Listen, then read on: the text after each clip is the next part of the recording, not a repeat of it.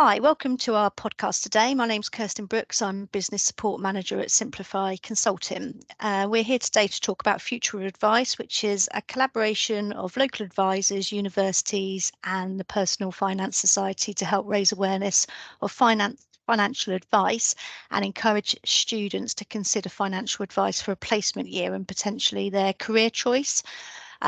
Recent stats have come out to say that with only 6% of financial advisors being under 30 years old and 50% being in the over 50 bracket, we could potentially be looking at a gap in financial advice where smaller firms haven't got the contingency plan in place for when older advisors are looking to retire, and also we know that advice firms are finding it a challenge to recruit at the moment, so we're kind of looking to plug those gaps. The aim of Future Advice is to raise awareness of advice to students. So we interact with the local universities, we go down and help out with our curriculum activities. Members of our committee go down and help quite regularly, and we offer placement opportunities in advisor firms locally. So I'm joined today by Gareth Simon from Ward Goodman, who's a member of our Future Advice Committee, and he's a huge advocate of Future Advice. He's had students join his business on placements. So Gareth, welcome today. What can Future Advice do to help advisors with their placements? Right. Well, obviously, you've highlighted the massive challenge that that our industry has, and we recognise that as a committee, and it's something that's been we've been working on for some time, and Alistair and Kevin, who also are involved in the initiative, have been going longer than I have, and we've benefited actually from the early adoption of this initiative, in the sense that one of our very successful members of staff was a placement student many years ago, and she was one of the first, I believe, that did it. Came through Bournemouth University. It wasn't with us actually. It was with Alistair's firm, FP Wealth Management, and she's come through and joined us at Ward Goodman. Has done very well and worked up the ranks and is now sort of heading up a team. So we've seen the benefit of the placement programme ourselves, so we wanted to get more involved. As you say, the issue as well. So in terms of how we can help, well, we can certainly help advisory firms with the whole process, from start to finish, what they need to do, in terms of actually placing an advert with Bournemouth University on the portal. We can certainly help with the job summary. We've got template documents. Obviously your good selves that are helping us on that front as well. And I think also where we can help is positioning it with the advisory firms, in the sense of what sort of role they can particularly take within their firm. We can talk about the types of work that we've been given our placement student, and it's been very successful so far in terms of what we've done. We can talk about the training, because as a committee we're looking to arrange some training events, technical training events, soft skills training events, not just for one particular placement student, but for the group. So the idea would be that we get all the placement students together during the year, and they can obviously have a collective gathering, but have some technical training as well. So it's quite broad in terms of how we can help, but guidance, potentially mentoring, and discussing the impacts on the business. Yeah, great. That's we've just recently been having conversations about how we can help with some group training days, haven't we? So it's not all going to be down to the advisor to do the training. We're going to maybe organise some days out for the placements. I'm sure all the advisor companies will want to know how much having a placement costs them. So can you give us a rough guideline of how much we pay? Yeah, obviously that will vary from firm to firm. Ultimately it's the firm's decision. It's a commercial decision to a large extent. It'll obviously depend on the age of the student. So as I'm sure our listeners are aware, obviously there's certain minimums that have to be met, and obviously when they hit a certain age they pay a bit more. Also depends on the length of the contract. Obviously we'll talk about that in a minute in terms of how long that should be. But typically, if I was to give you a ballpark figure, typically we're talking somewhere between 18 and 21,000 a year. Yeah, and that's kind of in line with what the universities have said. I've had quite a few conversations with different universities, and they said that students are looking about the 19 and a half, kind of that bracket. So it sounds like it's in the right ballpark for what the students are looking for as well. Thanks, Gareth. So you just touched on there about placements. I know we have a few different options. So how long typically does a placement last? Yeah, again, I think that will depend on the firm, Kirstin. I think from our point of view, we go for a 12-month sort of fixed term contract, really because then we think that they can have the maximum impact for us as a firm. Obviously, there's a period of training, and in our experience, that takes quite a few months just to get them up to speed on your back office system and your research tools and your processes, and obviously getting to know the team and how things work. And as a firm, we're trying to give our placement students as broad experience as possible. So we get them involved in all stages of the process. So administration, compliance, research, power planning, and also the advice process. So they come out with myself and other advisors in my firm to do client meetings, review meetings, new business meetings. They come out on business development meetings. So they meet some of our introducers. So we're very lucky that we have a lot of referral work from introducers, professional introducers locally, so they get involved in a lot of those meetings as well. So to give that sort of completely all-round broad experience, it can't be done in a couple of months. So we advocate 12 months. I know potentially other firms look at 6 months, and again, I think it will depend on the needs of the firm.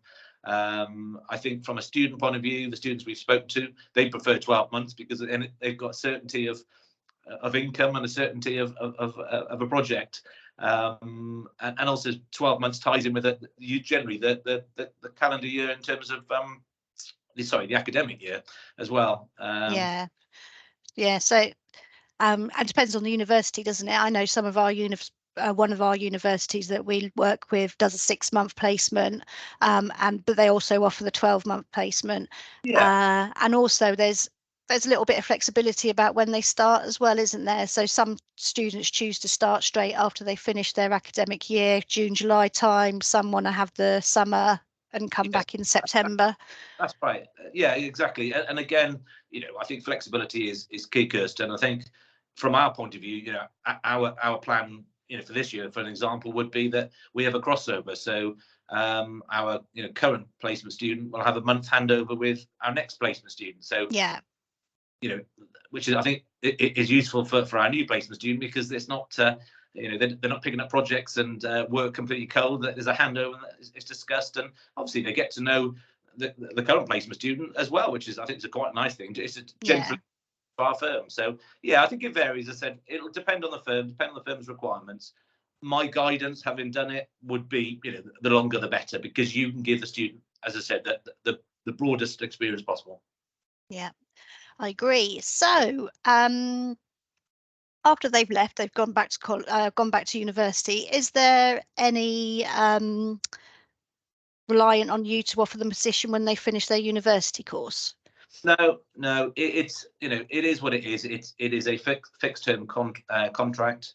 Obviously, it comes to a natural conclusion, but it's ultimately down to the firm, isn't it?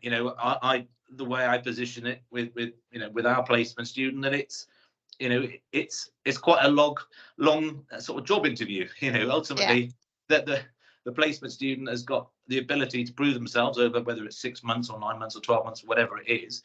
They've got the ability to prove themselves to us, to the firm, over that period, and vice versa. We've got to obviously prove ourselves to them, and we've got to prove to the placement student we're a great firm and the sort of firm they'd like to work for when they finish university. So no, there's no obligation on the firm, no obligation on the student either, should I add.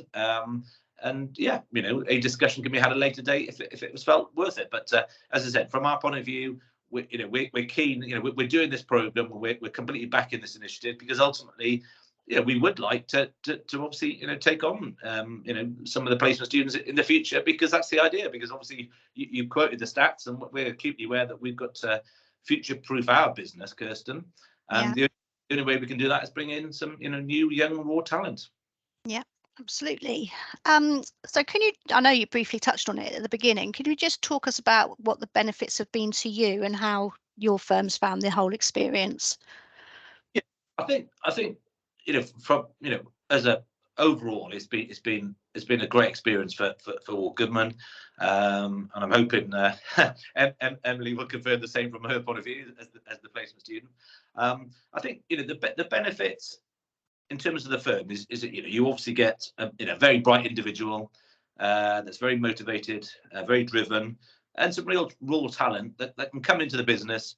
Hasn't got the experience, but certainly has got lots of energy and drive, and actually in some ways it's quite refreshing because we'll look at things in fresh eyes. They've never worked in the industry, they've never worked in an IFA firm, so they're able to come in and say, and it's great because some of our processes and procedures and the way we've done things, hasn't been questioned, but has been sort of said, perhaps there is a better way of doing it, or obviously, the younger generation, they're pretty hot on technology and IT. Savvy.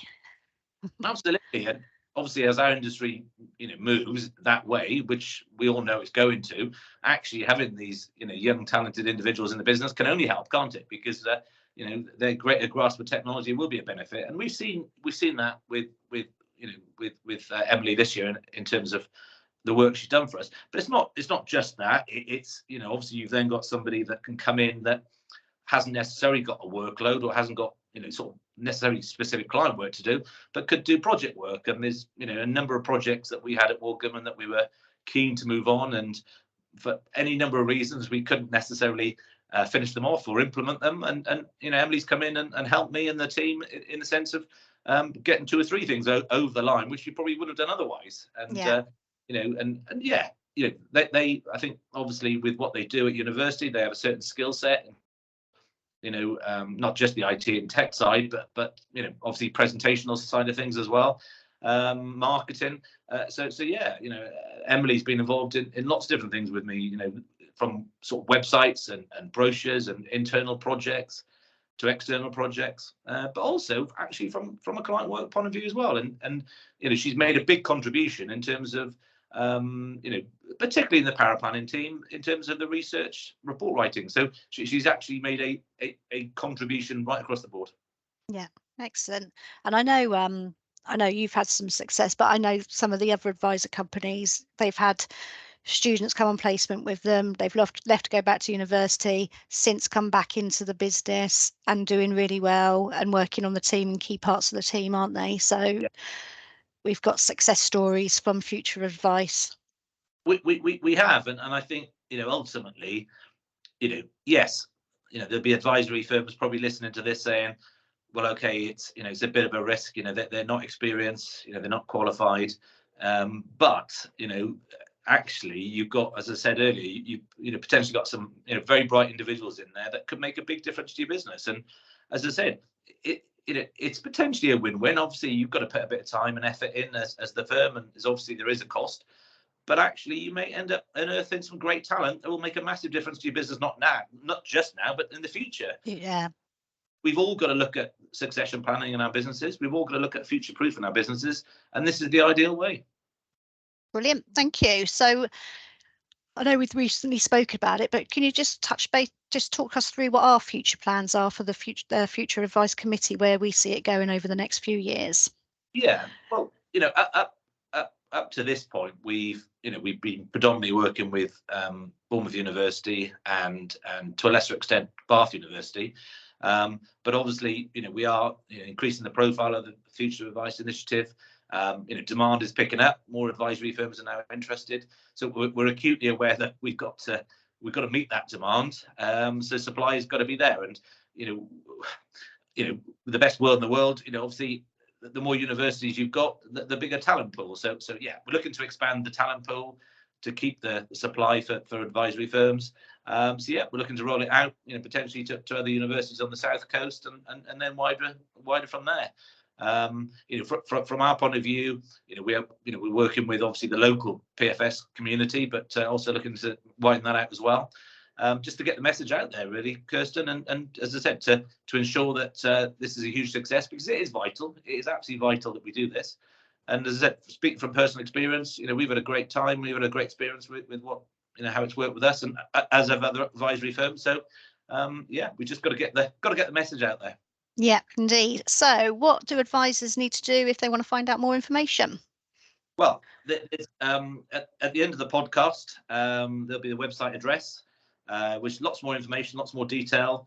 Various contact details are on there, so that's probably the starting point. Have a quick look at the website details, or more than happy if any advisory firms want to sort of speak to me directly. They can ring the office number, the Ward Goodman number, which is 01202 875 900. More than happy just to have an initial chat, just to talk about our experience and what's involved. And we can go from there. But exciting times. Yeah, and we usually have somebody at the local PFS regional events, don't we? Especially the South Coast, Dorset and Hants one. But we're looking to roll that out across a few other of the regions as well. So hopefully there'll be more information coming about that over the coming months. Yeah, absolutely. As you're aware, we're working on a training framework to bring in various providers and insurance investment companies together. So we have a more sort of structured training framework for the future advice placement students. So that watch this space, that will be rolled out in due course. Brilliant. Well, thanks for your time today, Gareth, and we shall see you soon. Yeah, thanks, Kirstin. Thanks. Bye.